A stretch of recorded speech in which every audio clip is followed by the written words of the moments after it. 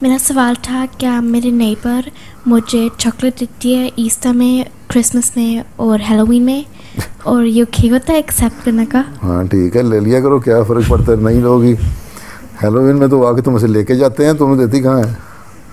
हैं वो लेके जाते हैं ना, तुम्हें दरवाज़ा नॉक करते हैं तो लेके जाते हैं, तुम्हारे से कहते हैं दो निकालो, है ना जी। तो छोटे से नहीं तो वो मारेंगे तुम्हें, है ना।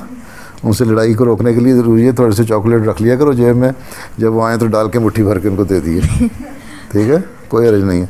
फिर तुम जब तुम्हारी ईद होती है ना, तो तुम भी उन ईद पे उनको या न्यू ईयर पे उनको चॉकलेट को तोहफ़ा भेजा करो, ठीक है। इस तरह तुम्हारे ताल्लुकात अच्छे होंगे, जब अच्छे होंगे तो फिर तुम्हारी दोस्ती होगी, फिर तुम तबलीग ज़्यादा अच्छी तरह कर सकती हो। मैंने एक दफ़ा उनको बताया भी है कि मैं सेलिब्रेट नहीं करती। हाँ कोई बात नहीं, ना भी सेलिब्रेट कर, चॉकलेट ले लिया करो और उनको अपनी ईद, वो भी ईद सेलिब्रेट नहीं करते, ईद पे उनको दिया करो तोहफ़ा, ठीक है।